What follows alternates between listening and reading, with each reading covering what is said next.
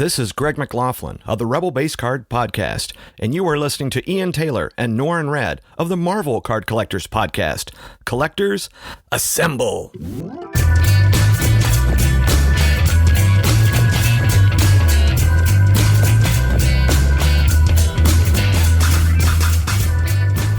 Hello everybody, my name is Ian Taylor and you are listening to the Marvel Card Collectors Podcast, your weekly digest of hobby goodness, brought to you by the Marvel Cards Fan Collective, an awesome community of card collectors and creators.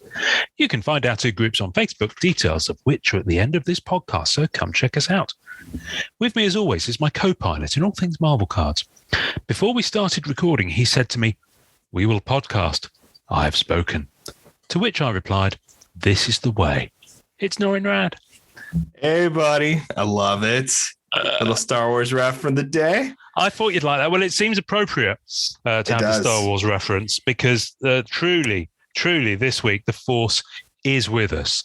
The physical manifestation of the Force. The one and only Greg McLaughlin of the Rebel Base Card Podcast is with us this week. Hey, Greg. Hello, hello. Yes, and the Force is with my coffee this morning. It's the thing that's keeping me going. Yeah. The thing is, I'm actually I'm not sure if I'm relieved or sad that Norrin doesn't drink coffee or any caffeinated beverage, because I really want to see Norrin do one of these, because it's always morning for Norrin, nine times out of 10. And now, granted, it's not early morning; it's like 9 a.m. So it's 9 a.m. It's slacker morning. Yeah, really, honestly, slacker morning. Yeah, but I really want to see you with a double espresso in you one of these days, and just. I would be scary. I'd be like, it'd be more karaoke than it would be. And it's not being drunk. It's just caffeine, but I get hyper. It's weird. It's very weird. It's a very the weird inflection in the inflection in the "Hey buddy" would probably be a little more creepy. Hey buddy. Well, I have a feeling it'd be more chipmunk. Hey buddy. Hey buddy. Wow. Here we go. So Greg. Yes. Greg. So for those who don't know, Greg, for how many years have you been doing it now, Greg? I think we're in year 4. So I got 3 under my belt, and this is year 4 of the podcast, cool. Instagram channel and whatnot. All right. Wow. So Greg does pretty much what we do, but for Star Wars cards. And I think you were up and running a bit before us, but we didn't discover you until we were kind of up and running ourselves. But Greg's been on the show before. We did a crossover back in episode 20-something-ish. And I want to say that we've spoken on the podcast again since. But now I say it, I'm doubting myself, which means that today is severely overdue. I think the last time I was on, there was a group, and it was a great show where you had a number of folks, including Chris Mixer, who I'd heard recently on Ingrid Hardy's and Lindsay Grayling's podcast, What the Penciled In, and which reminded me that I need to get Chris Mixer on the program because he's amazing to listen to. We've been to do that for a while, actually. But properly. It's always fun to be on someone else's podcast because there's a whole lot less work that you have to do. And you just have to show up with the microphone and make sure you've got power. So I enjoy my times on this. I know that you've had other collectors on and so forth. But yeah, and I think that's the same thing with us. It's like, I've had recurring guests on, and sometimes you go, do I really mind? And you go, not really. Because I think a lot of it has changed. I think when we started, we started about the same time in 2019, but boy, those were the halcyon days before COVID. And I've been kind of dying to, talk to you guys again and listen about all the things that's really changed our marketplace, and with the group that the Marvel card collectors and what the Marvel card universe worldwide, there you have the two groups. You have, I think, a great pulse on how those communities have been affected by the pandemic and so forth. So it's really been interesting. And I think you guys, like I said, you guys have been killing it with a lot more consistency than I have, but at the same time, I think it makes it tougher because of the fact that you and Norrin, you have to rely on each other's schedules, but also, the whims of Upper Deck and the release schedule of the Marvel cards and so it's been real fascinating to follow the podcast. And like I said, I always kind of consider us, and I know Wax Pack Heroes, like we're all kind of sister podcasts in a way. But it's just, it's our hobby has really changed. And I think it really helps that you guys are still there, still kicking it. And some of these other folks that aren't the Johnny come latelys that kind of given it, they give, I think, card collectors, I think, a lot more breadth and width and insight on, yes, it's popular now. Yes, it's very expensive now, but this is what it's all about. And this is what's going to take you if you want to keep enjoying this. That's a long-winded answer, but yeah, no, I loved it. That's fine. That was actually really, really well put. I got the big cup today, so I'm really. He's got his big gulp coffee cup. This is a huge mug. It's like 20 ounce, I think.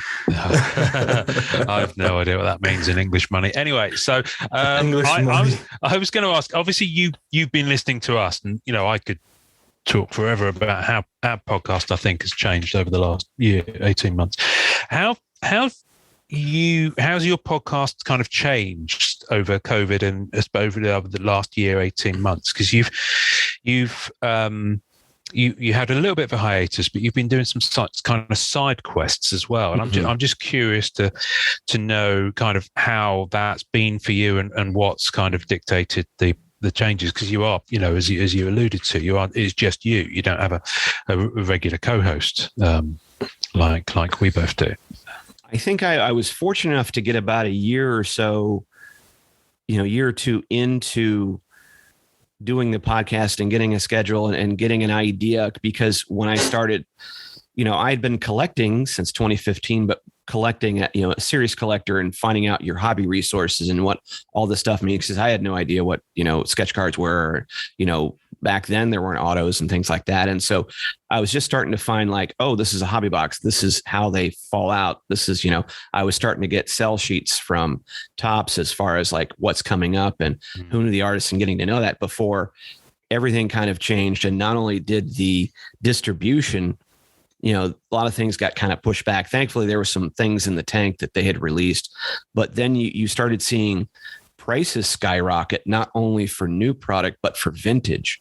And I started seeing a lot of interest in one of my earlier, collectors. It was sort of a non-numbered collecting Star Wars cards. And so I saw a huge spike in listening to that one, which I've threatened for months to go back and redo, but a lot of the core aspects remain about talking about, the different aspects and where you need to go and get it. So having to deal with the investment side of it, and then especially at that same time, the Topps sale to Fanatics, you're having to reread these press releases and understanding, because before Topps was sold, they were going to go public. And so they were going to go with, sort of the SPAC, was it the SPAC or SPAC? I think the SPAC's the way you talk about it, the type of ways of going public. And so you had to kind of ingest that and understand what's going on. And then after the sale, the sale killed them going, public, and then they got acquired. So what does that mean? And so I, having, some guests on that kind of helped me parse out, what does the sale of Fanatics mean? How's that going to go down? And I think a lot of it is just trying to understand and then trying to relate that to an audience who, I consider, I have probably serious collectors, and I have folks who collect casually, and maybe there are folks who just listen because they know me, which is why we were trying out the batch for breakfast shows last year, where it was kind of a recap show, but it wasn't in that. I wanted to see if I could create a space where I could get somebody on, I could ask my questions, because now we have all these series goes on. I'm going, I can't go through and go each frame and understand all the Easter eggs. I know Marvel, but not at that level, or Star Wars at that level. But I could ask questions. I could say, what is it about this? And thankfully, my co-host, Greg Cass from Ion Cannon, who was amazing. He is a professor, and we could go back and forth, make a really short show. And some of that was an experiment to see, like, all right, could you do a self-contained episode that almost took no time to produce? You do the intro, beginning and end, and you slap it out and get it in there and get it in the feed. And it worked well. Like I said, I think in some cases when you're doing that, I found that you kind of have to go hand in hand, because when you have an audience for a while, there are expectations of what they're used to hearing and what they want to hear. And some people, like anything else, they might not listen to every one of your episodes, but they might pick and choose. And so I think if you give them a good combination of, just like anything else, as opposed to giving them, for a while, it's like I couldn't do both shows at the same time, but yes. Finding a way to do a little bit of each, and that I do think appealed to the casual, but also keeps the hardcore fan in there. And then something, I think it was one of the first times, like you had alluded to, you really liked the homestead keeping, or sort of the news and notes that I do. And so now sometimes if I have a guest, and maybe if I go off topic or anything else, I want to make sure I get some good news in that. And because that way, even if you listen to the podcast for more than, for 8 to 20 minutes, you get what you need. If you want to stay for the rest, cool. If not, you can move on. And so it becomes a resource. I love that. Yeah. And so you feel like I'm still appealing to, if you're looking at that Venn diagram of like, all right, Star Wars fans, card collecting fans, Star Wars card collecting fans, but also I think outside of a group, and there was a podcast, and I think they've kind of got on pause for a while, that appealed to, that was from a Star Wars card collecting group, and which was perfect for that group. But I think it appealed more to them. I was trying to go for a larger audience of potentials and bring a little bit of everything to it. But, when you say like cards collecting community, you give yourself a little wider berth, because by our nature, we're very niche. There is a limited audience that will go in, but I think if you can structure it so that there's card information, when you guys talk to artists, you're finding a little bit about them, or you're talking to industry folks, there's a little something for everybody in there. And I think also, if you are not necessarily a Marvel card collector, like I do, I dabble, I still enjoy it, because now I've gotten to know you guys. And, you start to go along and what are they talking about? And, and finding out that interview you guys did with Grant from Upper Deck, going, wow, that has impact on, I think one of the biggest telling signs, and sorry, I'm going way off topic. Grant was talking about Topps' baseball, the flagship, as being the most important release in the calendar year. And you go, that's huge, when you have a competitor basically saying that is the straw that stirs the drink, as it were, to bring Reggie Jackson into this. But you go, we're all connected. It all, we think there were these little silos, but it's all connected, whether it's, trying to find Marvel Marvel sticker books at GameStop, or finding, going to EPAC or going to Topps Line. It's all connected, and they do pay attention to each other, and they do influence, I think. Yeah. And we're all now in this boat together as far as where these cards are going to go. And, hopefully a collector or a fan will get something out of this, other than listen to us rattle on for hours and hours. Right? Well, we've often joked it's a little bit of therapy for us as well, because the group aspect of it is, which I think I'm probably closer to than Norrin is enormously draining and time consuming, and I'm being completely honest, with a little bit wearing at times, but it is what it is. But it's an enormously useful feeding ground in terms of topics and things that we can talk about, and trends, because you can kind of you do get that sense of what people are doing. And I don't necessarily feel the need to go and try and absorb content from elsewhere, because I'm kind of full to the comfortable mark with what's coming into the groups. So I kind of have that tolerance threshold, knowing I know you kind of do a lot more on the Instagram side, or have done, in terms of absorbing content and watching content, and being part of content creation, which I just don't have the bandwidth for. It's so nice out there. There's too much out there. What's nice is Ian is definitely closer to the group. I get too sensitive, so I have to be careful to participate. I did last night. I had to boot someone. I saw that, but that was worth it and also warranted. But I think for me, it's just like, I have been it's funny. It's weird how things get divvied up when you have a co-host, because, I'm always a big admirer of yours, Greg. You've You've put out those cards, which just look so awesome. You do We're these going to talk interviews. about those in a minute. Yeah. You're constantly at the conventions, and I love the pictures you put up when you cosplay. Yeah, baby. And I really love all that stuff you do, and I'm just such a big admirer of yours. And for me, you're the only Star Wars podcast, because I just think that there's so much the care and tenderness that goes into your topics, and that always makes me really happy to hear. Tell you what is interesting, though. What I find is interesting is, and one of your guests a while back said this, Greg. They said that,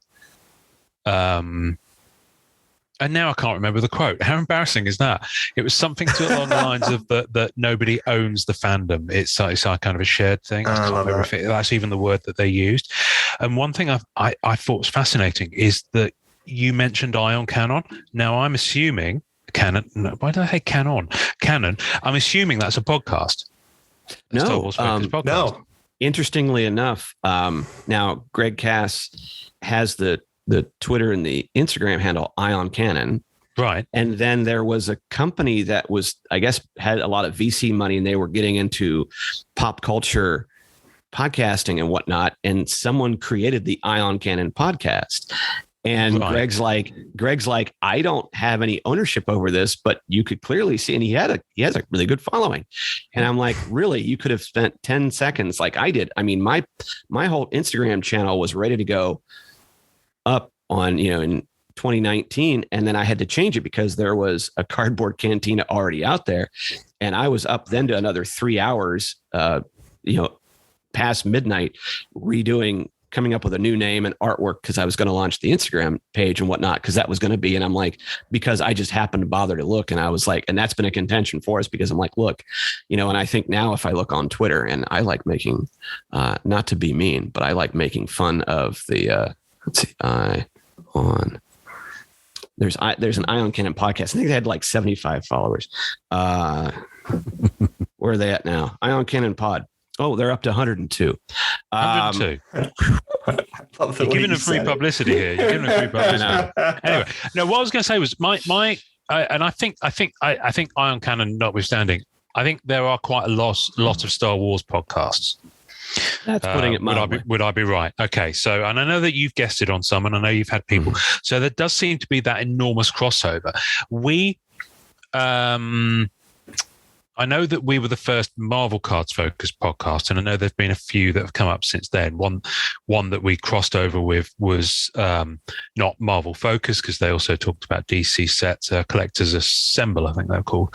But generally speaking, there doesn't seem to be that same cross-pollination. There are lots of Marvel MCU podcasts and lots of kind of Marvel-themed podcasts, but everything appears quite siloed. And the wonderful thing I perceive about Star Wars is that there is that cross-pollination, is that you will talk to people who will talk about action figures, like when you got the guys from Gonk Toys. Mm-hmm. I mean, that was one of my favorite episodes of yours, because their energy and their passion was just inspiring. But they're talking about making acrylic cases of a certain collector standard, and the passion and the care that goes into making sure the measurements are correct and that it's the right quality of materials, and that they're making it for all these different types of figures. And they even show you how to put your figures in there so that they don't, get damaged, and all that care and attention. And yet, I listen to you because you're a Star Wars trading card podcast, but you get that crossover, and I just find that fascinating. And I don't see that so much. I mean, maybe it's there. I'm not seeing it. Norrin, you might have seen it. I'm not seeing it on the Marvel side. I don't. I mean, it's funny. I remember being a kid, and I had a magazine that was, and I feel like these magazines were out a lot, and Greg probably remembers these more correctly than I do. But I had the Boba Fett one, and it was said collectors on it or something like that, and it was a magazine that kind of went through all the different collectibles of Boba Fett, from the action figure, from the statue, to the cards, it wasn't Versus System, but it was the TCG Star Wars stuff, right? From back in the day. And it had the blueprint of Slave One in there. I feel like Star Wars I still have it. It's in the closet. I love that magazine.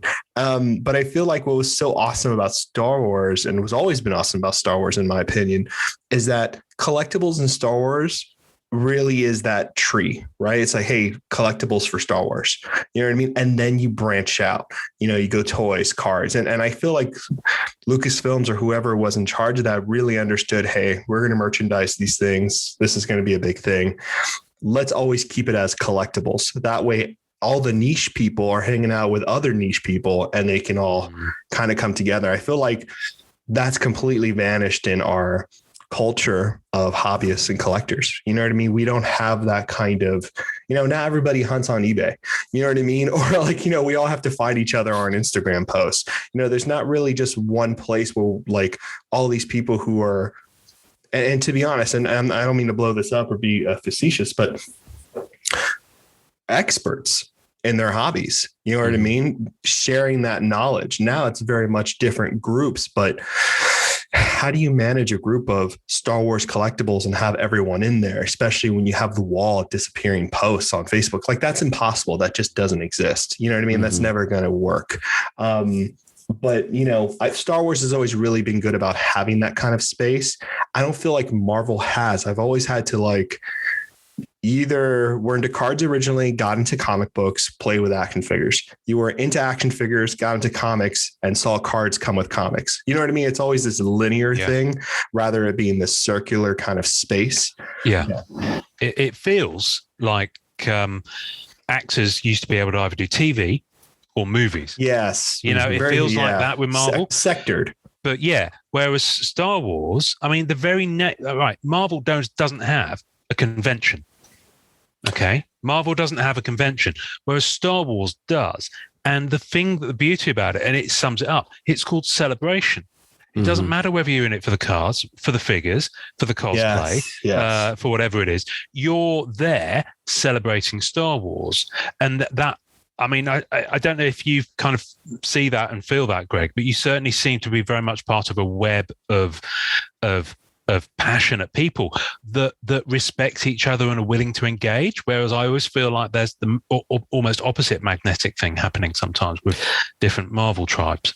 It seems to me that, with Star Wars, I think you have, George Lucas got in on the merchandising right away because that wasn't traditionally a big moneymaker. And so he was able to finagle, the merchandising right out of Fox, and that blew up right away. And so you had a lot of kids who entered into, who loved the movie and then had all this stuff at their disposal. And that included, for me, the core was the comics came out right away. The Kenner stuff didn't come out until later because it was delayed, but the cards also came out. But then in here, everything from, I'm sure, although there weren't Kenner, there was certainly, pillowcases and bed sheets. Yep. So you did Poltergeist, man. They're all over. It's all over in that scene. So you had a lot of branded merch where I think with Marvel, the comics, you had comics and comics. And so you have comic collections. And I do think that in the 90s, right, the Marvel cards, although there was a couple of sets before of stickers and whatnot, I think Marvel cards kind of spawned from that huge card boom of the late 80s, early 90s. And then, of course, you got the cartoons that kind of came on. But, it wasn't really until the MCU, I think in Iron Man and things like that, even though there was Spider-Man, that you had this, where I think everything started clicking together. And now you have Marvel hitting, it's now pop culture, whereas I think it was niche for a long time. But I just don't think you had on the Marvel side, although I see, in back, I see Norton's casing where you have different, the high end and the low end. I don't know you've had Marvel figures forever, but I don't think you had it at the blow up that it was for on the Star Wars side. No. I think the only time he came close for me, and this is childhood memory, so it might be just totally wrong and bonkers, but for me, it was Saturday morning cartoons, right? Mm-hmm. It was the X-Men animated series. It was the Fantastic Four. It was the Marvel Action Hero hour. And I feel like all of a sudden Spider-Man, right? It had that moment was there.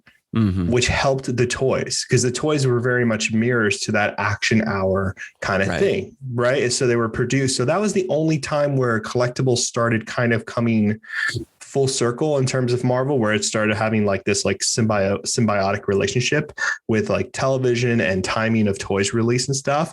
And then at the, by 96 though, was the hard cut for Marvel. You know what I mean? Because like a lot of things went down the tubes at that point, overproduction or whatever the details may be. So that was the only time it got close to that, but then it stopped. And for Marvel cards specifically, you know, it went through the stages of, you know, produced a lot of cards. Cards were big, comics were big, everything was popping, 80s, 90s.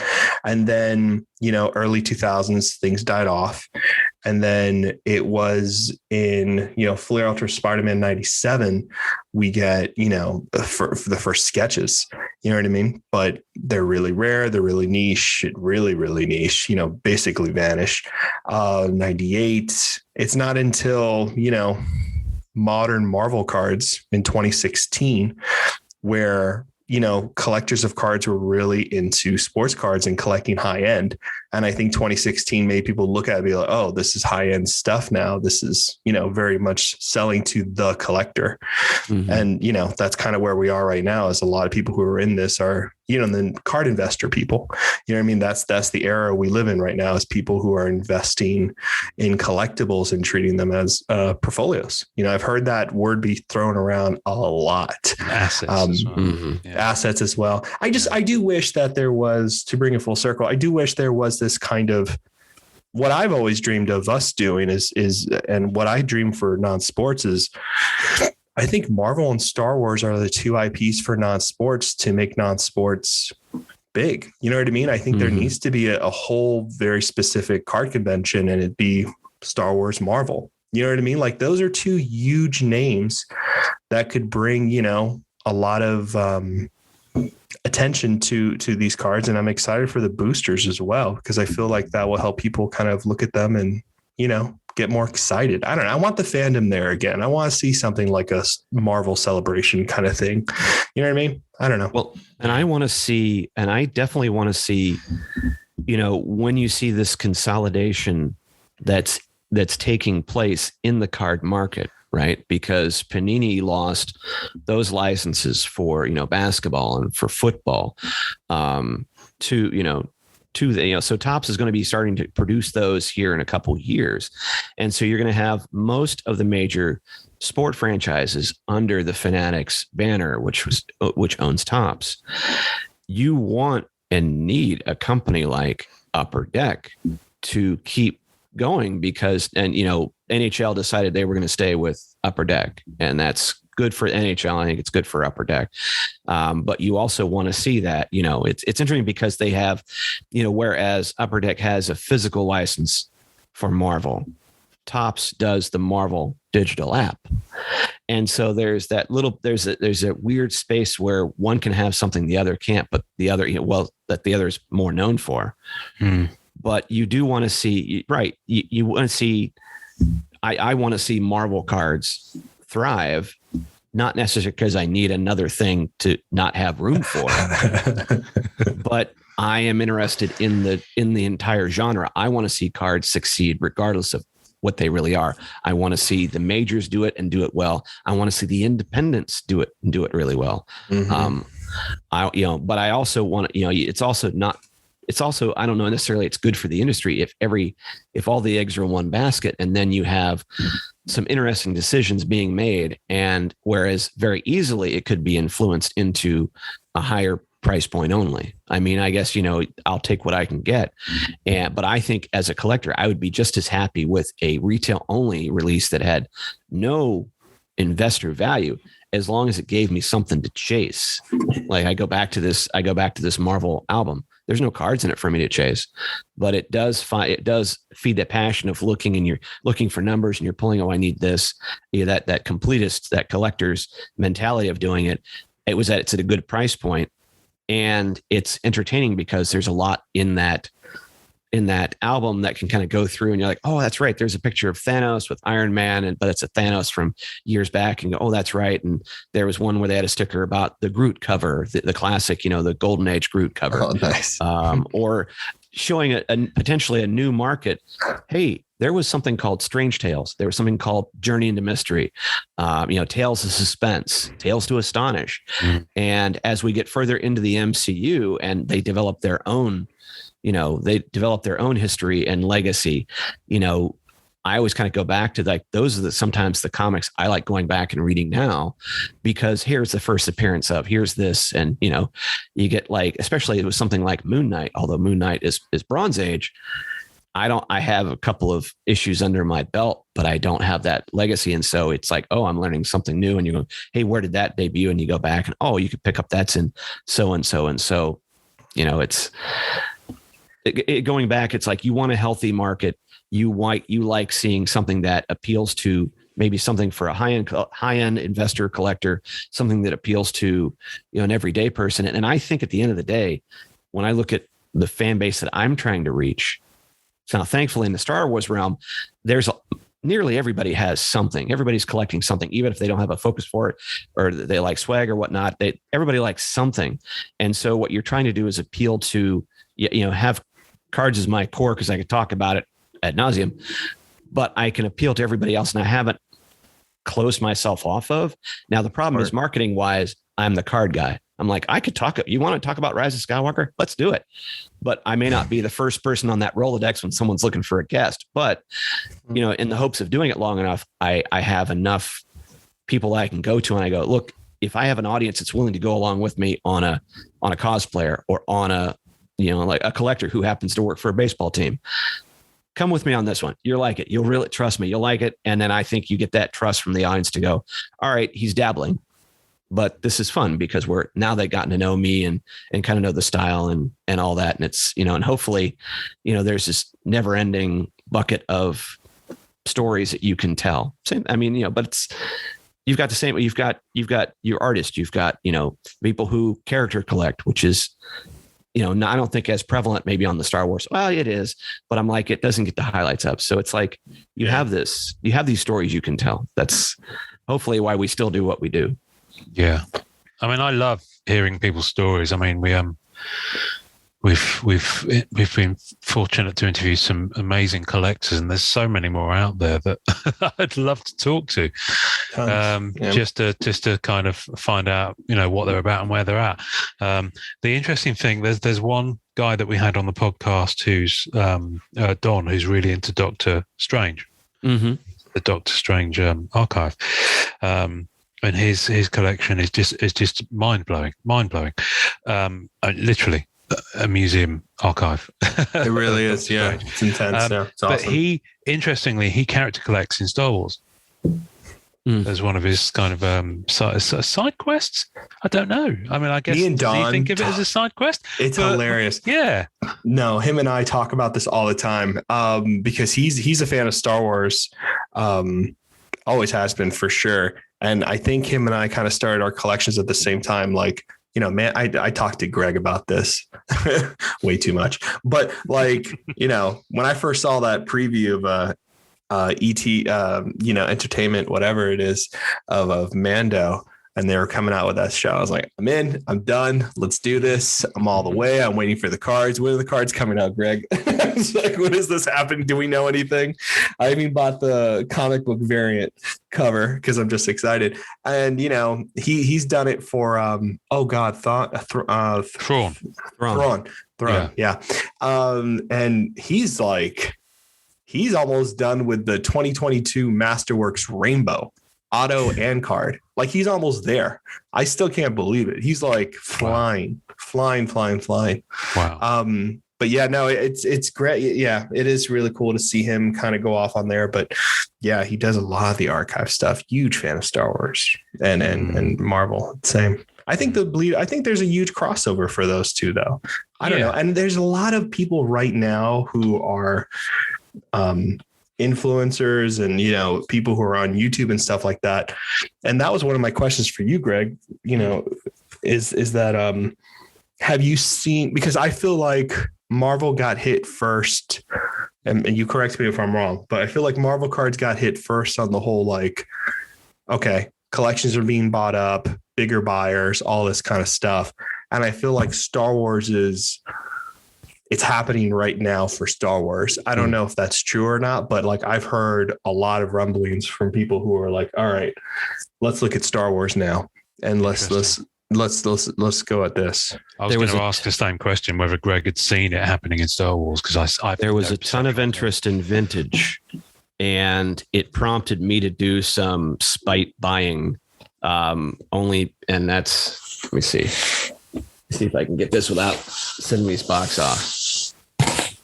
So, the pandemic hits and a lot of these vintage sets are going up, and I started buying, I started looking at lots, we call them on eBay lots, right, of vintage, because one, I wanted to have a beater set. I have all my vintage in binders, and you can look at them, and I don't have the gloves like some of the breakers and some of these folks do, that they're the white gloves and they're opening the stuff on, whether it's TikTok or YouTube or whatnot. But I wanted to have something I could go in and look and pull out. And I don't care about condition of. I just wanted to be able to go through and hold them and go through and smell them. And the only one in here. Nice. That one. This one has, this is Luke Skywalker. This is like, card number 1. But you did see these people, you saw prices going up. And whereas, if you were trying to get a set of vintage on eBay for years, you'd pay about the same. But, just the prices went up. And then, the biggest thing now, a lot of people went, and the grading companies just got pounded. Yeah. Because everybody was sending in and people are sending their stuff in. And really, I think that's clearly separated the two. It's like you can still get, raw cards as they were at a decent price, although you'll see prices on eBay, or I'm sure you'll see it on ComSeal more than I am on there, but you'll see prices all over the board with some people thinking like, oh, I can sell this for, there was somebody that sold it a graded Luke Skywalker number 1, 1977, and it sold for $55,000. I am very suspect of that. Not the fact that the transaction happened, but that what influenced that sale. Did someone just buy it from themselves and whatnot? But, you do see this separation of graded cards being bought and sold at a higher price point than raw collections. And which kind of makes sense, because if you're buying a graded card, that condition will never, in theory, go down because it's embedded in plastic. And you can argue about whether or not that's a fun way to collect. It's a way to collect. It's a way to preserve a collection. Or if you have a card that you're worried about taking care of, hey, is it any sillier that we put it in a case, a very nice case, a case with a combination lock on it. But and that, would it be the worst thing in the world is if the stuff that we poured thousands of dollars into be worth something? And so I don't mind the fact that it was going up, but I started buying myself because I was like, I wanted to have this chase again, especially in the vintage side. And it was fun because I would buy random lots, and that was the closest thing you're going to get to, because sealed packs was going up in price, sealed boxes, sealed packs. And so I'd put these lots of cards together and try to complete a set. And to some cases I did. Some cases I ended up getting a lot more of certain colors because they were easier. It's hard to really find orange ones in mass anymore because those are just harder to find. They did, that was the 5th series. They didn't make as many because it was towards the end. But so I felt my own influence in buying because I was wanting to put this together. And also I know that there were some collectors out there, or some of my friends, who never got it. And so I was like, you know what, before this stuff gets put out of anybody's price point, and I was finding, like really cheap lots, I was buying them. And I was, in some cases, shipping them out to friends of mine going, you don't have one of those? Here, I'm going to put this in the box rate. You need this, great, condition be damned. It doesn't matter. No. And so in some cases, and then, another reason why is that when I started producing cards, I wanted to include some real Star Wars cards in the packs of these ones that I was producing. And one, it's a way to get rid of dupes. And 2, I might put some of these, I'm trying to figure out which ones now I want to do it, because now after you acquire, you're like, I can't let any of this go. And you're like, stop, Gollum, stop doing it. Let it go. But, it's something where you want to feel like if I'm reaching an audience with these custom cards and I'm putting real ones in there that might spur the interest in, and they can go back, or maybe they touch with something that they collected from their kid. You guys do the same thing with on the Marvel side. But I didn't know that these had actual cartoon, original. It isn't advertised because it might say random SW cards because I really don't. Sure, I understand. See, even Siri doesn't understand. You might see that put down there because I didn't want to put the full name of it down there because that's one less thing for the top lawyers to come after me. Yes, this part of the episode will be redacted. No, but I thought one, it made nice filler. Two, it helped get rid of it. It got rid of some of my inventory. Unfortunately, I ended up blowing up it anyway. But it might, show somebody going, and like I said, in the Star Wars side, everybody collects something. You've got your fans, or whether they have whether they have a Lego set, or whether they have, they like the soundtracks, or whether they like, what have you. Everybody collects something. Something. Yeah. And I think sorry, Karen. No, I was just saying, and it might, like I said, it's a nice small collectible that now is contained in something that when you're at a convention, you can put in a bag, but there's some substance to it, and it's kind of nice. And someone may get that luxury, like, I remember ripping Pokemon packs or Yu-Gi-Oh or Magic, and kids, you can still buy that all you want at Targets and Walmarts everywhere. No, this card craze has not affected Yu-Gi-Oh in the slightest, or Magic. Have at it, kids. That is your collector. You want to go collect, you can find it, any of it, in large quantities. Don't try to buy Pokemon, but yeah, it's giving, it's a piece of swag that helps me out, but also, like I said, I could go add, be careful getting me on this one, because the 10 months into this project, I got thoughts. Well, no. I'm trying to steer you onto the project, but I want to steer it on in a way that people who don't know what you're talking about will be able to follow. So I'm holding in my hands two Rebel base card swag packs, which are effectively your own trading cards that you've made. Yes. Now I've got first series and I've got new series. So I'm not sure if that's series 2, series 3, series 4. That is series 2, and you'll bother me if you don't open the series 1. Do not open them out of series. No, well, we're going to be opening them in a minute. We're going to be opening them in a minute, and hopefully you'll be able to take that part of the video out and maybe put it up on. And that's a good idea. Why don't you take that that segment of the video where I'm opening these and pop it on your Instagram, and that way people can go and watch it there, and a bit of traffic goes your way as well. But anyway, we've got these, and so I wanted to talk about, because we've mused about making our own cards, and we've had at least one good idea, which we've done nothing about, but I've seen you posting pictures of these for about the last year. So talk to us. What are you doing for someone who doesn't know anything about what I'm talking about? So I think from the very beginning, and because I'm a card collector, I've seen everything from the people from the 501st who do their own cards to, if you look at Nerd Matters on Instagram, he makes a lot of like custom patches and cards. He makes some cards for himself that's sort of like promotional items, but almost like as a business card. And all the different, you think of the 501st, Mandalorian Mercs, Rebel Legion, the Saber Guild. A lot of these folks will produce cards, and you get one of these, and after you get like 2 or 3, now you start to have a collection, right? And so I wanted to do I've always kind of wanted to do a card for the podcast, never really could quite figure out the mechanism. And so last year at ScarifCon, this is a local event done by the Red 5 podcast network, but they would do, they have their swag table, right? And you put out stickers, and you put out your pins and stickers.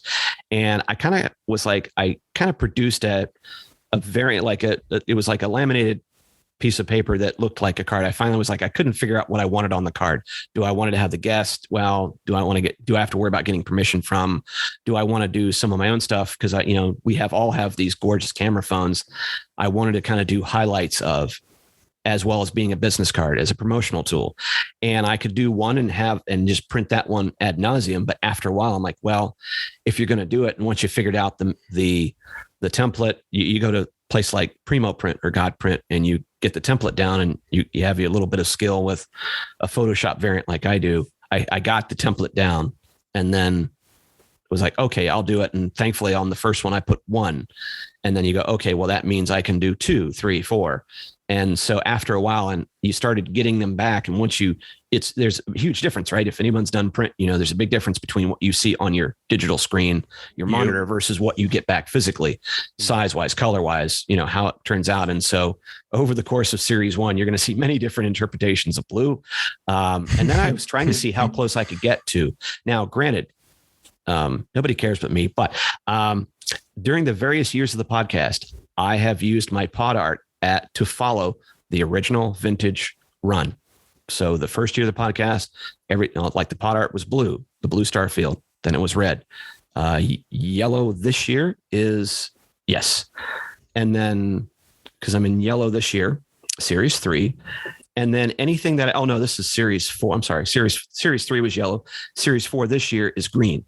And so now any events I go to this year, I've kind of caught up. And when I kind of started, after I kind of saw it at ScarifCon, I was like, okay, I can do better than this. And so I went back and started laying out, well, one thing that Ian has taught us is that a 9-bys are important, right? Why are you making 10 card inserts for 9-by pages? And so I said, all right, I'll do 9 cards. They'll fit perfectly in somebody's binder page. And they'll tell the story of the year. I could be whether I had a really great episode where I had I take cards with me when I go on vacation because I'm that guy. I love it. But something that is nice, but also has, goes you back to the podcast. And then, I've finished that up and then all right, let me do series 2. And then, you go back each year of the podcast and you'll pull these events or stickers. Sometimes it was kind of hard with some of them because we didn't go places, but then you could say like, well, for my 100th episode, and that's in series 3. That won't be in the pack that Ian has. We had a Ralph McQuarrie episode. And so I talked to a bunch of people about Ralph McQuarrie. And so I could do a special card just for that. We did a card in series 3 for Shadows of the Empire hitting their 25th anniversary. Fabio Fiore of Tatooine Times and we talked to Greg Hildebrandt. And I'm still, amazed that we got to have that conversation. So it's a nice memento of that. It's a nice memento of the podcast. And also the artists I met, whether it's Kevin Cleveland, whether it's Don Murphy, Mikey Babinski, all these great folks, they get a kind of a card. And if I do a card with them, I'll usually send them a bunch of cards and everybody kind of gets off on it because it's like, it looks like a Star Wars card, but it's a card that features, it does a little bit of everything. And it's really been fun. One of the last ones was that for Celebration, some folks and Mikey Babinski had this idea. It's like, you should do your own sketch cards. So I produced some of these textured blanks. These are thinner, but they're nice canvas type paper. And I gave them out and they're in the other room now, but I gave them out to a few people, Mikey and Dan Riverone and Kevin Munnings, he does his own custom stuff. Yeah. And I actually created a card for this. This is kind of a promo card. And thankfully I called it P3, promo card 3. There are no promo cards 1 and 2 yet. So I like how I'm retconning my own shit. Sorry. But this is after you start doing this and you start to go, wow, there's a lot of things you could do. Now I could take one of these sketch card blanks. And that was kind of my original intent was I can do a basic sketch. It's got the art, it's got the way on the back. That's cool. And this could introduce somebody to go, this is what a sketch card looks like. And if you really want a better one, collect real cards. However, if you looked at some of the ones, and I should, let me go break for a second. I'm going to go grab these sketch cards. Yeah.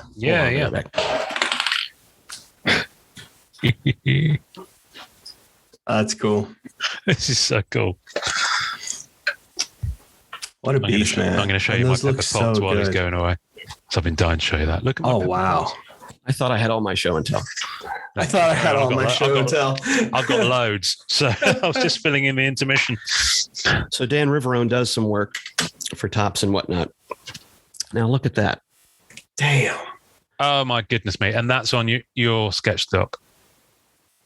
What? That's so cool. Wow.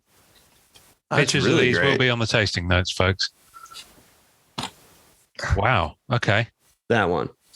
That's cool. Darth Vader. That looks good. And Poe. Nice. Kevin did, let's see. Let me go here. Now, this particular one of Gecko will be signed by Dominic Pace when he comes back here in July. So you had him Kevin on your that was the coolest thing, man. Yeah, he's done, so I've seen some of the stuff that Mikey's done. And it's also so these will be randomly put into some of the Series 3 ones that I'll be taking with me to Celebration. But this was they generous. I mean, I'm looking at these cards are incredibly expensive to if you were trying to commission somebody. And so, I appreciate their time and efforts, and generous donation to get this in there, because I think it makes it fun, because it's like, once you start producing your cards, and if you look back at like, our Parks, who does a lot of those, sets and whatnot, where you can really have fun with it. And once you kind of have the mechanism, and you get the wrapper down, and doing the artwork and stuff, and you go, why couldn't I throw something in there? It's my rules, I make them up, right? So yep.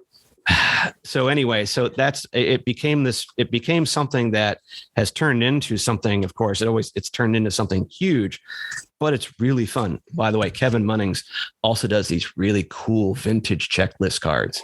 Oh, look at that. Because they didn't come with the set, kids. And incredibly Owen's talented. done some of them. Yeah, I love doing your checklist those. for Masterpieces 2018. That was phenomenal. That was fun. Anyway, yeah, that really, it's now what's nice is I've kind of got caught up. So this year, for set, this is a prototype pack art for set for Series 3. Oh no. This would be what, it takes all these things take their homage from the actual packs. So the pack art for that, not only the card design, but the pack art. It's not necessarily a one-on-one. This is probably as close to a one-on-one. That C-3PO took a lot of effort to do. I can imagine. But, Series 3 was pink. These were pink wrappers that Topps put out. Really crazy. And so once I get through, if I keep doing the podcast, once I get through the 5 sets of Star Wars, then I'll go into Empire, 3 sets, and all the cards that year and the pot art would be in the vein of the 3 Empire sets. And then I've already got a prototype of the Return of the Jedi border, because I did that one night where I just was like, I'm just going to knock this out. The Empire will be tougher to do because it's kind of like this faux metallic gradient on it. That'll vex me a while, but I have about another 2 years before I really have to worry about that. So anyway, but yeah, it's just now, and now it's a thing. And if nothing else, I have, when I go, hopefully I'll be going to Celebration, like I can give away, Oh gosh, that's awesome. Okay. These will fit. I think this is about 45 in this box. Okay. And then so when is Celebration? I was just about to look it up. in the US, it's Memorial Day weekend. Unfortunately, they picked, it was moved back, right? So Anaheim should have been 2020. It was going to be August 2020, and then the pandemic happened. And so they moved it. They canceled it. And then it was going to be, I think it was going to be 2022. It was going to be August of 2022. Then they moved it back to Memorial Day weekend of this year. And Which is when in the calendar? It would be May 26th through the 28th, 26th, 27th, 29th. Right. Okay. I'll be there for the first 2 days at least. Okay. I have. And this is in Orlando, right? This is in Anaheim, California. Anaheim Convention Center. That's right. Now it's one of the only events that I won't be. I was supposed to go to the International Toy Convention this at the end of April, but some car repair kind of killed that idea. But most of the events I'll be doing are local. Like we have Joliet Star Wars Day in June 5th. That was a huge event that had 10 years of history and would draw about 10,000 people to the town of Joliet. It's one of the lower outer Chicagoland suburbs, put on by the Joliet Public Library. And they would have like the 501st. They would have all this kind of stuff.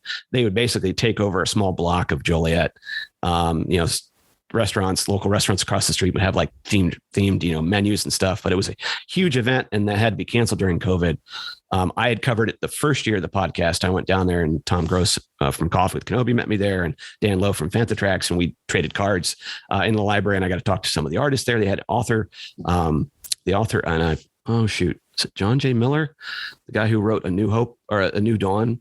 One of the books they had a little artist alley had that. Wow. So that's going on again this year. They brought it back. Let's see, C2E2. I'd done a lot of this first series of cards I've given away at C2 last year. C2E2, the big one here in Chicago. That's coming in August. And let's see, I have this list at my desk at work. It's great, but I don't have it anywhere else with all the dates and things. But most of them are local. But you kind of want to go like next year. The Chicago Non-Sport Card Show is coming up mid-May, 13th and 14th in the outer Chicago suburbs. It's a sister of the Philly Non-Sport Card Show. That's the one that Ed Webb does. Right. Ed Webb, who also is from Sci-Fi Cards, talked to him at the fall show, and I'm going to be sharing space with Jalen Warner. Yes. Yes. Oh, nice. He offered me a little space there. So they offered me a table, and I was like, well, I kind of need some power. So I think I'm going to be sharing space because there's a corner between the two of them because Ed Webb sends up on one side. And what's nice, Kevin Cleveland, when he was there, they have him right on the inside, and it's one of the first ones you'll see, and they give a nice, huge space to it. So I'll be there doing some of that and giving away. So, I have different cards for different, like I have collector ones that have the whole series. Then I have the white ones. I have these combo ones because when I get stuff printed, a lot of times you get overruns, or maybe wherever you were in their print run, they just happen. Okay, we might as well do it. Otherwise we're going to waste the paper. Here's, 20 extra, or in some cases I've got a lot extra. And so they become the basis, the dupes, instead of just going, what do I do with this? Well, I create these packs that have these combination ones, and my goal with them is that this one. No. Hang on. For those who can't see, Greg has got boxes and boxes surrounding him on his kitchen table. That's it. Wowzers. So if I want to go and I say, you know what, that looks a heck of a lot like the pink one, but it has no back color. So basically with these are combination of just cards or loose cards. And I also put in some Star Wars cards. And I also put in a sticker or two. I have like these smaller stickers. So that way, if I meet somebody who goes, hey, look, like if I was cosplaying, go, oh, hey, that's cool cosplay. Here, I'm going to give you, thank you for pointing that out and stroking my ego. So you can have a swag bag, but you may not be interested in a collection of it. You just might, oh, this is a cool piece of swag. And I think it's great. And it takes the cost of it down to where, well, I can get rid of those cards as well. Yeah. That was, those were just free cards to me, basically. And so. Wow. This is cool. So shall I open them? Let's do this. Let's do this. Right. I've got to make sure I'm on camera here for this. So that's series 1. Yes. I love the fact you've got your QR code on the back there. That's good. I love the fact that QR codes have made such a big comeback. And I always tell artists, like when you see them at cons and stuff, it's like codes. You need your QR code at your booth, because then instead of just putting down your Twitter handle, which this has on the back of it, it's an easy call to action. They can do it from their phone, and it goes right to either a Twitter page or the podcast page. One thing I found with the wrapper is I tried a wax wrapper that was printable, but it just didn't go to scale. So this is just simply copy paper. Oh, wow. And after doing it about 1 million times, you kind of figure out the way to, you size it up and the way you cut it out and wrap it as close to the original as possible. Here we go. Ready? Wrapper. Do it. Greg's face. Hey, Greg's face. There we go. I love it. I love it. So you just see Greg's cheeky face. Goes right into the trash after you That's good. No. I'll keep the wrapper because I'm a fan of the wrappers. There we go. Right. So that's I've seen one. Right. There we go. So card number, I'm assuming they're in order. So I'm going to go card number 1. So that's Greg. Let's have a look at that. So very early iteration where I had the blue star field. I was playing with the font. I changed this one, and then eventually, on the back we have allusions to the podcast, and that would be more of a business card if anything, because it's mainly just hey, you can find me on here, and here. Oh, it's cool, man. And the picture was taken at Lucasfilm. That's their office. Friend of mine, Luke Brewster, took that. Oh, it's the famous Yoda statue. Yeah. So if nothing else, you see like, oh, that's the Yoda statue. You're at the Mecca. Right. Card number 2 in here. You're right about the variations of blue straight away. 29, encountering Order 416. Now, who are Order 416? That's cool. So Order 416 is a Toronto-based cosplay group. Really positive energy with these guys. One of the interviews that at Celebration Chicago that I had set up beforehand, like I'd found them, like in the Instagram page, and I just liked I like their vibe. I like their positivity. And they had actually taken their booth because they were in the community section. And so they pushed the table, instead of having it in front, they pushed it in back and then invited people to kind of come more into their space. And they would do things like they would do a little bit of yoga there. They would do some watching because they had a TV going, and they had a lot of great, crossover. Like one of the guys had, he had his, a Kanan cowboy. So he had, the Kanan costume, but he also had the cowboy hat. And then, oh yeah, I think Dan, and then Reno had a great Maul, and then Kareem Darcy, who I've had on the podcast before, he was doing sort of a great Ray outfit is there as well. Just a great group of guys. I actually made a version of that card for them with the Order 416 logo. So, and I think they gave it out. I think they were at Niagara Comic-Con. Because I was like, look, it was such a great picture. And I know that Maurice Mercado, a friend of mine online, he is Jedi Toy Masters.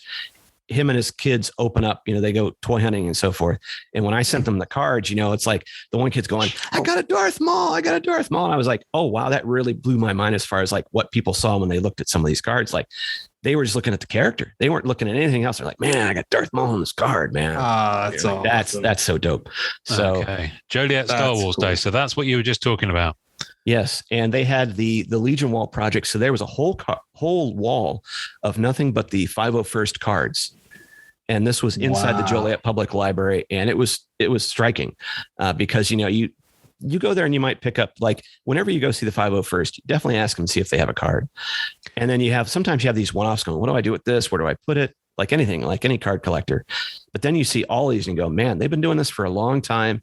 And it's a nice tribute to, to the characters, to the people who put a lot into making these outfits and all the charity work that the 501st does, and the Rebel Legion and Mando Mercs and all that. So when I was looking for a card from Joliet Star Wars Day, that was one that kind of lent itself to sort of a meta, right? It's card, not a card. So, yeah. Well, 501st, who are they? For those who might not know, just give us the quick elevator pitch as to who the 501st are. Well, So go ahead, Greg. Oh, no, I was just going to say, so the 501st was sort of like Vader's fist, I want to say. So in canon, right, it was, Vader's Stormtrooper Legion or Clone Legion. And so basically the 501st and their offshoots, the Rebel Legion and the Mandalorian Mercs, these are officially sanctioned costuming groups. And they have very strict standards as far as like, if you're trying to put a Stormtrooper outfit together, it has to meet these standards, it has to be voted on and things like that. But if there is a charity event, or if there's a red carpet event, or in some cases in the Mandalorian, in that stint with, there you go. Mandalorian season That's 1, what I was going to say with Moff Gideon. Yeah, baby. The extra Stormtroopers were members of the 501st. They invited to come on. And because the 501st guys knew better than the actors or the extras playing the Stormtroopers how to wield their weapon, how to move as Stormtroopers. Yeah. And so the 501st has this great history of like the mid to late 90s up until now. They'll be at events and you'll see, I mean, it's amazing. They'll be at like I said, you'll see them at ballparks. If they have like a Star Wars night, there'll be people from the 501st, and then there'll be the Rebel Legion, which is the good guys, like the 501st thing is bad guys doing good. The Rebel Legion is like, hey, there's all your Jedis, or whether it's a Jedi costume, whether it's like a Kenobi or just a Jedi that you put out. And then the Mandalorian Mercs just do Mandalorian stuff. And so these are, like I said, it's really great when you get an event that has the 501st there. One of the last cards I did for Series 3, my friend Todd Hoffman did this great pose, and I knew right away, he's like, you want this? And I'm like, yes, because that's going to be a card right away. So there's a picture of Todd at C2 holding a couple of the swag packs, a little different variants of it. That's cool. There's Mikey Babinski also at, I think Orland Park Con. So he had his booth set up. He's done work he's done comic work. He's done sketch card work. Really great guy. I interact with him, and he's like I said, one of the ones that kind of said, like, you should produce your own sketch card blanks. But it was a nice way to kind of take away from a great interview. There had been a lot of snow, so that con wasn't as heavily gone to, but we had a great conversation. I think I used it and got to spend time in a little bit of his booth. Episode 9, I think he was on, according to the back. That's cool. Where are we? Oh, Galaxy's Edge. Nice. See, I can see you rocking your Rebel Base Card t-shirt there, Greg. Got the swag. Cameron Tobias, which was another great sketch art artist who's done work for a lot of different folks. He was working at one of the Disney parks at the time, and I was in the area, and invited me to come in, and we actually interviewed him at Galaxy's Edge. And, cool. There's nothing that's not camera worthy at Galaxy's Edge. Mm-hmm. And so this just made it. And he's been on the podcast like 2 or 3 times. Mm-hmm. He's a great artist and a really great human being. And it was really fun. And so, like I said, these are nice mementos that I can go back and if I ever see him again, get him autographed. That's cool. Dawn Murphy, who has been now working for Topps, an amazing artist. She also does a lot of like costume type art. But I had actually met her. This is before she got picked up for her first Topps set. She was local. This was at another Orland Park Public Library. Raz Ortiz was also there. So some of these like local places, like maybe your library has like a little event where they have local artists or, people like that. These are great events to go to. And, a lot of people who are putting a lot of passion into their art. And I'm really happy she's beginning on sets. I actually pulled one of her sketch cards from the Galaxy Chrome last year, wow. If I'm not mistaken. So the chances of that is astronomical of pulling somebody I know, but also have had on. But yeah, I can beat my chest a little bit and say, yeah, I knew her before. She's she's amazing. But it's funny because she is good friends with Holly Fry of Full of Sith. And so everybody's kind of connected. There's these great connections. That's cool. That's what I mean. Already, there's so many names that you're dropping, and I don't know if they're podcasts, groups, Instagram, whatever they are. I'm not sure we could do that. Or I have to make cards so I can remember all these people. That's the thing. I'm not sure we could do that for the Marvel side of things because it's also weirdly siloed. Anyway, new film, new collectibles. So this was Rise of Skywalker coming out, must be. Right. So that R2D2, which I have one finally, is both a popcorn tin and a soda tin. You could open up the main, you can take his head off and you can put popcorn in there. And there's like a little back compartment, I think, that opens up. And then the top one, you could actually pour your drink into, and you could take it with a straw. And of course, cool. I was having none of that. But that came out during the Rise of Skywalker. And then you see the tins in the back, which I do have somewhere. They're popcorn bucket ones. Yeah.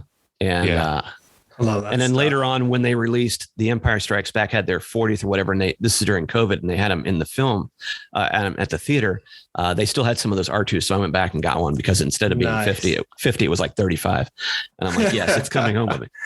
I've just seen what's coming up, so we'll whiz through this one because the next one's hilarious. The Land of Lucas. Is that the Bay Bridge? That is the Golden Gate Bridge. Golden Gate Bridge, sorry. Right before I walked across it, with a friend of mine, Luke. Yeah, it's fun to take cards, and that's a lot of times having these, having beaters or having ones that that you don't worry about the condition, is to try to put them in situations where they wouldn't normally be. And thankfully, what this taught me is this is how if you're going to do a card like this is how you crop it so that you get everything in it. I did one in New Orleans where I didn't do it right, and I had to not be able to use that image because it's not cropped right. So now when I'm going and taking these shots of, let me put a card in a place, now I have to think about the framing and figure out, like, is that going to look good on a card? Once again, once you start doing these cards, then you start looking at proportions, where this is at, is it going to make a good looking card? That's pretty checklist. The checklist. I'm so excited about this card. No disrespect to the previous cards, but this card has made me smile no end. Okay. Not least because when you turn it around, you read what it says there. The QR code, scan you will to follow. And that's brilliant. I love it. I love repurposing art. And so in that case, I did have, I'd used that shot of Yoda and even that burst I'd had from somewhere else. And like the great thing about having some of this digital art is that you can just repurpose it over and over again. And, once again, the original sets didn't have a checklist. And you're thinking like, even though, it's not, card 9, I should probably have card 10 be the checklist. But in this case, it's just as much fun. And I think I had to send an extra card because they wanted to use the checklist card, which I've done on like some of Kevin's stuff when I was going back over the ventures. I'm like, I'm going to use the damn checklist card because that's what it's there for. And you don't see them as often. And so it becomes a nice end piece that gives a promo of the second series. And then it's also, once again, it's promoting. So all this is kind of promoting the podcast, but it's giving you something entertaining to open. And yes, he's showing one of the Rebel base card stickers. I love it. I love it. A sticker. You can't go wrong with a sticker. I can't go wrong with a sticker. Yep. Right. Now, these are the bonus cards that are from actually produced set. So this is Force Awakens. It's Topps Chrome, I'm guessing, because it says on the back, Force Awakens. Yeah, they did a Force Awakens Chrome set the summer after in 2016. And I didn't chase it because basically it was, I think they might have had some different shots, but for the most part, I was at that point, I had collected so much retail Force Awakens that I was not interested in chasing it again. But it, so that just happened to be one of the dupes or one of the cards I had in the bin. I was like, all right, I'm just going to give this out. So I'm glad you got that one. Okay. A couple of Star Wars Galaxy. I think this might be series 3, I want to say. Yes, it is. Ooh, nice. So Star Wars Galaxy is kind of the original art set, isn't it, of the Star Wars realm? Yes, which goes back to 93. And also notice that, look at that embossing on the front. That's a first day printing. So apparently for some of the Galaxy sets, because they were producing so many of these cards, that one's it mattered that it was amongst the first batch. I'm like, okay. But the Galaxy sets, they did those original 3, 93, 94, 95. And they've done 9 Galaxy sets now. The Galaxy Chrome, which they redid last year, was I think the 9th set where they redid. And so the Galaxy sets, what's nice is they really highlight the art that has been done by different artists. In the newer sets, they do a lot of they'll do new art so they'll take some of those sketch artists and they'll actually create base sets or base cards. Beautiful. Yeah. Marsha they did Parkins. That for Andrew Fry. There was a card in there that Jack Kirby did, which was pretty cool. From back in the day. Yeah. I pulled it. I think I told you, Greg, I pulled it out of the Star Wars Galaxy box. I got it from over here, and it was really cool to see a Jack Kirby piece on there. But yeah, it was really cool. And I think there's a Greg Hildebrand at one point, and I love the Galaxy stuff. They're amongst my favorites because they do highlight the art, and now you're seeing a lot more the artists get their due, as it were. And a lot of those who I've gone on to meet, like Ben Abasada and Kevin Cleveland, like I said, Marsha Parkins, and you'll go back and you go, oh, wow, you were in that 2018 Galaxy set. And then some of those the Galaxy set is just awesome. I think Galaxy set's like one of my favorites, hands down. I don't know. I just think it's so great. I hope they do like a really cool Mandalorian one. I haven't seen, they did a Galaxy set, and I have some of those. But there'll be another Galaxy set that's coming this year. And let's see. Yeah, I think there's another Chrome Galaxy coming in October of this year. I was just going quickly to my really card release schedule. So I think they know a good thing. And I think they've done this in bursts where you have, he's back to Series 2. He's back. He's patiently waiting to open up Series 2. I can see that. Our listeners are waiting. Our listeners are waiting to hear us open something they can't see. So I'm really hoping this makes it onto the Instagram as well. Right, here we go. So Series 2. Oh, what are you showing? And these are red borders. So. Oh, that's cool. Okay, here we go. Card number 10. So the first one is Series 2. So Steam into Star Wars. This is Dan Zer and Corey Club of Coffee with Kenobi. Dan Zer, by the way, he's a host of Celebration this year. So he's gone from podcaster to Celebration host. Whoa, wow. This was at a Steam in the Star Wars event. This is, science, technology, engineering, arts, and math. I never knew what that meant. You've talked about it so many times on the podcast, but I don't think you ever gave a breakdown of what that meant. This was held downstate in Washington Community High School. And it was like a little mini con. So they had, I was a podcaster down there. They had artists, they had authors, they had activities for kids and so forth. And it was really fun. And Coffee with Kenobi, as well as I did a live version of the podcast there. And so there you see members of the 501st that came on hand. And so, Dan Lowe was down there.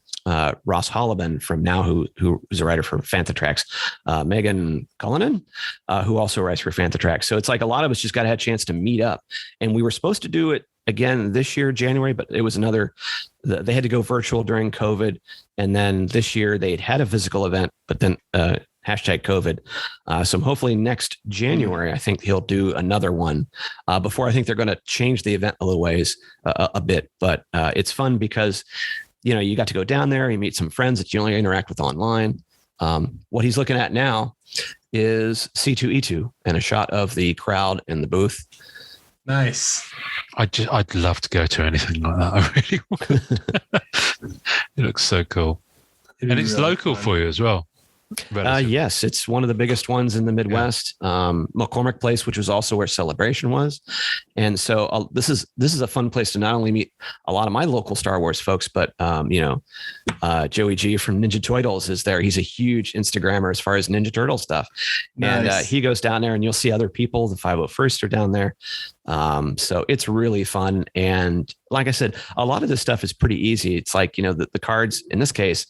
Now I'm going into a place going, what's the image I want to take away? Because I've already sort of tried to figure out, like, okay, based on the events I'm going to, I need 1 or 2 shots from here. And you're already thinking like a card producer. He's holding up Carl Schmidt, who is a collector, but in this case, he's a collector. He does a lot. He likes to collect the blank comic art. The black comic covers, and then commission people to do them, like Mikey Babinski. In this case, he had a Rebels poster, and he's had all these different. You see all the different signatures he's collected. He was bringing it to C2 to have another. I forget who was going to have sign it.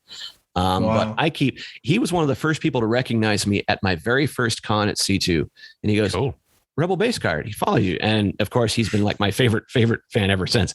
But he's just a really great guy, card collector, comic collector. And cool. And just a really, really nice guy, and had to do a card for him. Oh, that's awesome. Greg, you're in jail there. Our host trapped card 13. Unlucky for Greg. So this is also C2E2. Yes. So here we had one of the Mandalorian mercs, and I went back and actually got the guy. I actually there's 2 versions of this card because I went back and I don't want to dig to find it, but he was very nice to allow me to, like, I usually try, like, if I'm going to do a card, I'm like, if someone's going to be on it, hey, do you mind if I put you on a card? I'm like, hey, no, it's cool. But in this case, I try to limit the number of times you see me on a card. But in this case, it was just a fun image, and they had a little setup for at C2E2. There was a card with me and some droids there, but it didn't make it. So some of these, like, they may end up becoming promo cards. Now, this was fun. I remember listening to this, your Summer of Scotch, which was artist Brent Scotchmo. Now, he's the Aussie guy, yeah? Yes, he's out of Western Australia. He's like the guy where they have the truck that crosses Australia that takes a day to go and a day to come back, and that's how his stuff gets to him, sent from Tops, his blanks and things. That's how they get to him, yeah? It's crazy. I remember that story. And his was, like, we had done an interview and then we'd done a break. And so they felt naturally like they should be 2 episodes. So I kind of, broke up the event and then just called it the Summer of Scotch. That's actually not Scotch. That's tea. I'd actually taken that picture here, and, it's just great how you can do a in-camera trick to make it look like it was, and then I had I've dropped them all. I had one of those ice cubes that light up. And so it just really, so it really made it nice. And I put his logo, which was Grilled Cheese Productions or something like that. Now, Scarif Con. Now, is this the one, this is like a small little comic store based con that literally happens in an alley? Is it Alley Cat Comics? Is that right? Alley Cat Comics. And so, Ro Gazga from the Scarif Scuttlebutt podcast and Red 5 Network partnered with Alley Cat Comics. And also it kind of coincided with Dominic Pace's. He was an extra in The Mandalorian. He was the Gecko in one of the bounty hunters. So he was coming to there because he was kind of promoting The Mandalorian and, trying to get his name out there as far as getting some actual merch. And so they kind of all gelled together and created this great little con, especially in the midst of COVID, where people could come, they could meet Gecko, get an autograph. Rohat was podcasting and streaming the whole day. We did it again last year. And it was really fun because there's Rod from Jedi Temple Archives who's on the camera there. And I want to say that Ro Gazga is talking with Jimmy Mack from Rebel Force Radio, who used to do like all these things you're mentioning. It's just blowing my mind. It's just like, I think really the only thing you've repeated is the Red 5 something, which just sounds deeply impressive. And yeah, we've got loads of groups that are different. Very cool. That's it. Duel of the Podcasters. So this is ScarifCon as well. So that's you in cosplay, isn't it, Greg? Yes, that was the first time one of my COVID projects was putting together an outfit, and I was Matt, the radar technician from the SNL skit Adam Driver was in, or that undercover boss, Starkiller Base. And if you haven't seen it, it's one of my favorite things ever. Thanks to Star Wars Resistance, by the way, for making that outfit canon. But so Rod took a picture of me and Ro, and you notice, and the funny part is that I was, the first time I've ever cosplayed, and so I had to go, and that's mostly an off the shelf look. The hardest thing is the vest, which I paid way too much for the vest. So I'm walking, and it's in Chicago, one of the northern, areas of Chicago. And so I'm walking down the street past these open air restaurants, and I'm slowly assembling the costume as I'm walking. Cause I'm a little, like this clown walking with this, looked like he, with this outfit on. And so finally I got in there and it was incredibly hot, but that's nothing compared to those guys who wear like the outfits, the official 501st outfits.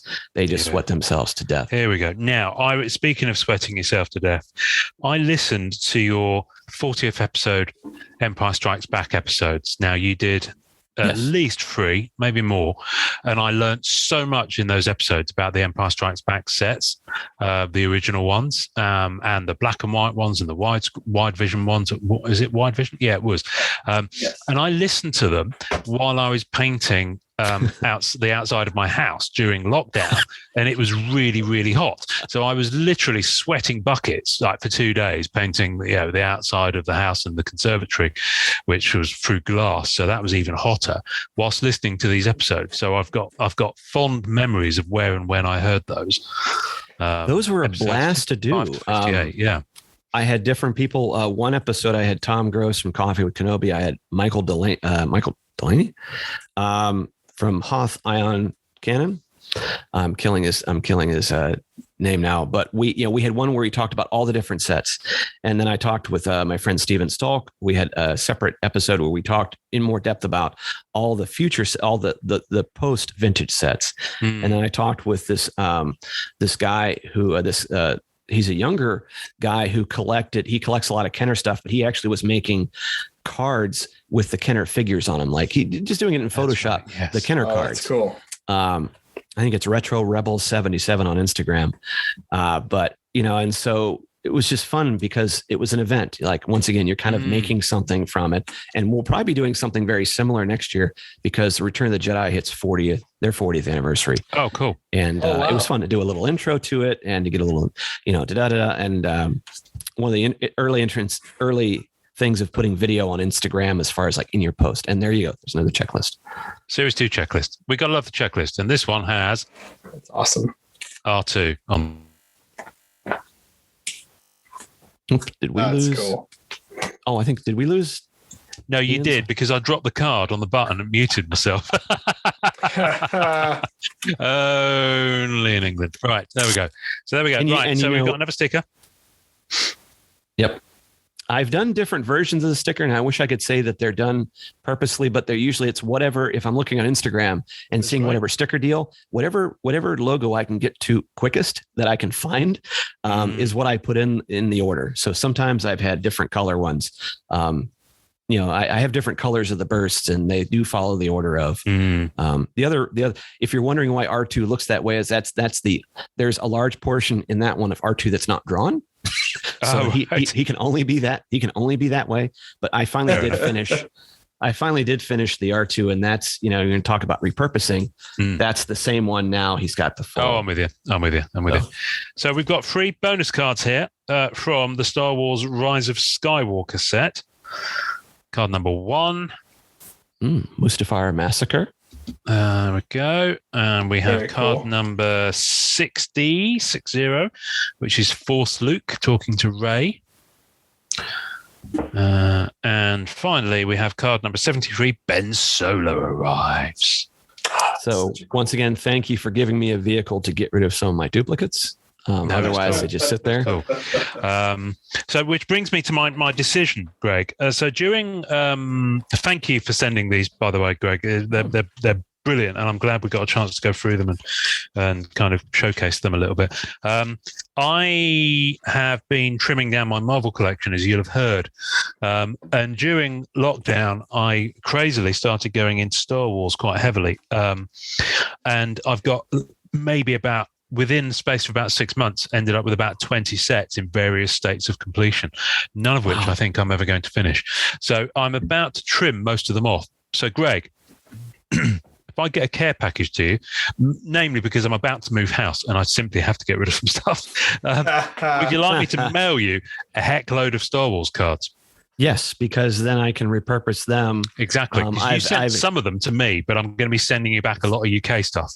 That's fair. And yes, I've been trying to collect some of the UK variant ones because, when you have a different set, even though it's the same franchise, you're like, this is a completely different set. I must have it. So I started to get that when you saw like some of the Journey to the Last Jedi tins that I got that they were UK only. Yes. I was fortunate enough to get, and I got like about, there were 40 cards in a tin. I'm like, perfect. But yeah, I think it's great because, a lot of times dupes, and this, I don't care whether you're collecting baseball or Marvel or Star Wars, you will get dupes. And some of it, if you're on top of your game and you're not doing a podcast or anything else, you can relist these things and sell them off and repackage them on eBay. But a lot of times they either just get pitched because you just don't have room or you move and you have to go. Yeah. Or they, so in this case, I think it's fun to spread our sins out. And make accessories of people to go, look, maybe someone can enjoy the card. Maybe they've never seen it before. They can do whatever they want with it, but there's something to that. And, when you're going to a convention, like I said, and doing swag and so forth, it's a nice vehicle because it's very enclosed. It's something that, oh, wow. And, I can mess about with the distribution, but I think the vehicle I like a lot, whether or not, later on, if I, bust out a Patreon and now I can make more of them or this or that. Now it's kind of fun because now there's just something, the idea is out and it's there, it's physical and it's a lot of people's hands. And I think the more you get like from the card 1, you have now card 18.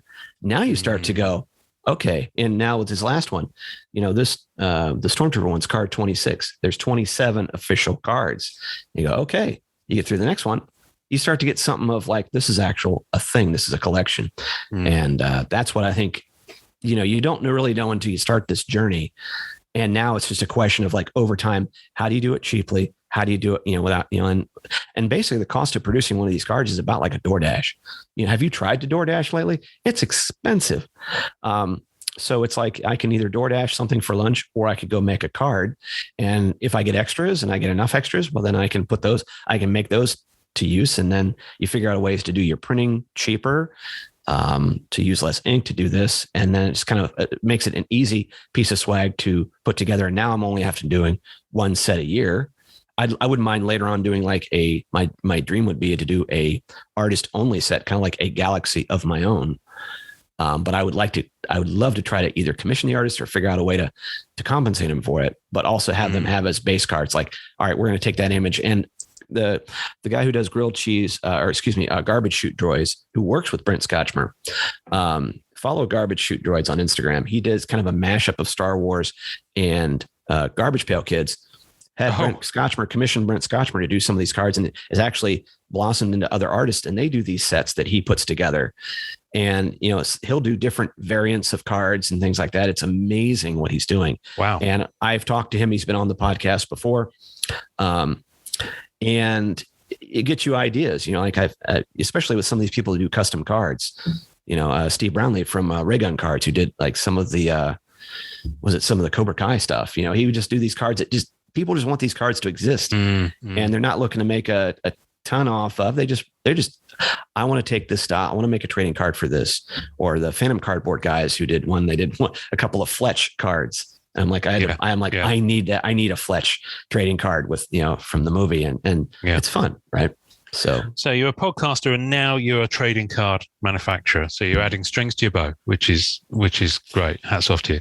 I've never heard it say that way, but that's awesome. Well, I like to blow smoke up the arse of our guests, as you've probably realized over the years. We're kind of at time. So, Greg, is there anything apart from telling the listeners where people can find you on the interweb? Is there anything else you wanted to tell us about the exciting stuff you've got coming up? I would say I'm thrilled to get this stuff out of the house. So I'll be very excited. I'm sure your family are too. it goes back to like, you see, like I have these like big boxes and I've had to archive a lot of cards, to make room for binders. And it's not my preferred way of collecting. I like to go back to the, getting the cards out of the box and into the binder to begin with was a way so you could enjoy it, to protect the cards, but also enjoy them. And I don't necessarily enjoy them when they're in boxes because it just looks, you've seen those like shots, whether it's on Facebook or whatnot, of like these huge collections where it's just nothing but boxes. And I find that sad in a way because I like the fact of having them, but I don't like the fact of not being able to go through and pick them up. And you got me on the Binder Tech game, and I've changed out most of my vintage. Now have the Binder Tech binders and sleeves, which look so much better on a shelf. Yeah. They are 4 times the cost of a binder, but they are worth it in every way because it's a long-term thing as well. Yes. This is why I've been swapping out for these ones in the sleeves. They're gorgeous. And I think that they look good on a shelf, because what doesn't look good on the shelf? Stickers on them, but yeah. Mm-hmm. So that's, that was part of it. So, do I end up having to, like moving them from binders back to boxes to archive? Does that tell me something about the collection? Probably, because we do evolve over time, but it is like a project once it's done, but now it seems like, we go back and we look at the cards that we really have a fondness for, whether it's vintage or whether it's the stuff from the 90s or whether it's this. And so I think as collectors, we are evolving. And this is why the podcast, what you guys do, is so important, because we're rolling along with it, but we're finding out what we really truly enjoy. And everybody has a space problem. And so what you have to do is like, what did somebody say, the one who ends up with the most toys when they die wins or something like that. It's like, what are we a race to? And I think these are topics that I would like to discuss with you guys and other collectors going forward in future visits, to go, what's our collection now and how do we feel do we feel differently? And how can we talk to an audience that is potentially getting into this or in this? Hey, you're not alone. This is what we feel. It's perfectly fine. The way you collect is valid.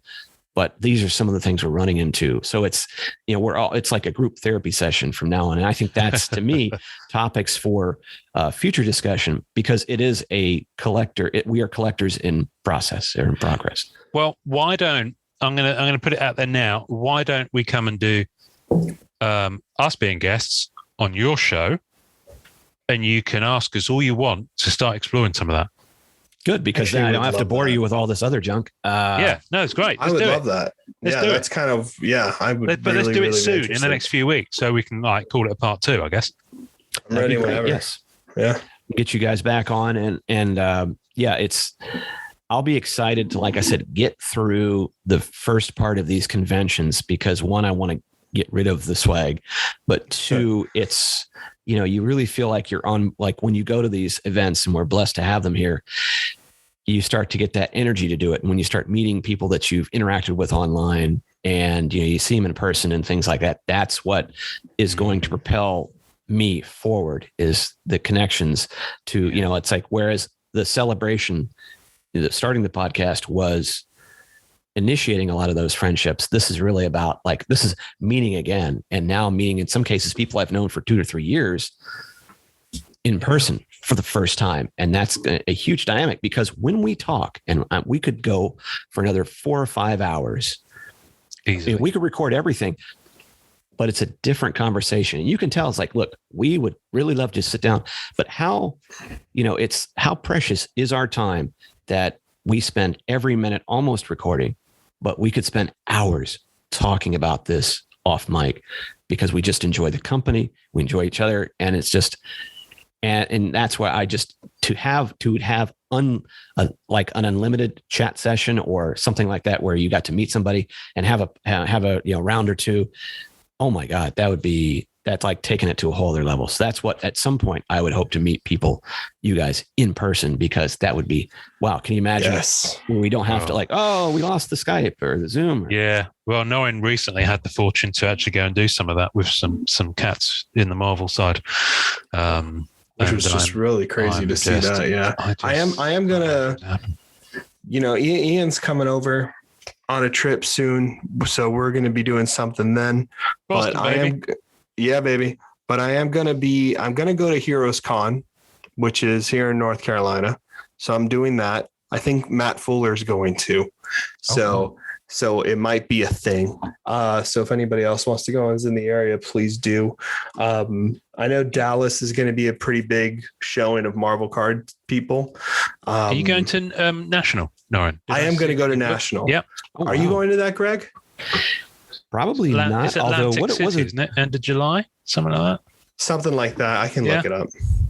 It's something like that. Like I just, so many people are going that we know. And we had it in Chicago last year, and it's should have gone to that. It's huge. Like I said, in things like that, I think eventually some of these ones that are out, I probably will end up having to go to at some point, like the Philly non-sport card show and like the national when it moves, just because it's where everything is. And like I said, same thing with celebrations. Like once you start to get to know these folks, and you're like, and it becomes something where I'm just not there for 4 days and I'm by myself. Now it's like, I can meet up with so-and-so and dinner plans, hang out, talk in the lobby. Like it's awesome. Like I don't know, man. I really want to go to Celebration now and hang out with you guys. Pretty bad. So I don't know. Maybe I'll do that too. I'm hoping that Celebration comes back to the East Coast. I'd like it to come back to Orlando. I'd love it to come back to Chicago, but I think that now just how big these events are, you limit the number of places. Like before, when it was in Indianapolis or Denver, some of these other places, or the Celebration Europe. I'm sure at some point they're going to want to go over there, especially they want to try to up the frequency of them. And I think eventually once COVID dies down, I could see them doing like if they're doing it every other, like maybe again, where they get Europe on the rotation or they go back to the UK and something, and that would be a little trickier to go to, but it wouldn't be bad taking a break from some of this, because it's like, okay, it's not cheap to go to one of these. Because you have to figure out your plane and your hotel. And then, if you're going to spend some things now, thankfully for Celebration, I don't really need to buy anything there. I just need to shove mics in people's faces and meet.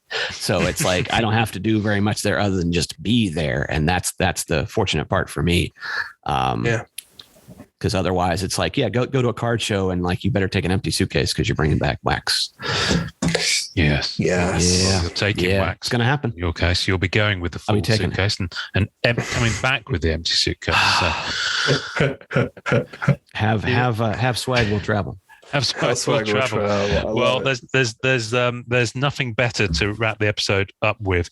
I would love nothing more than to, sit around and, have a drink. And, I just thought I'd end with a little quote, as I started the episode with a little quote. Oh boy.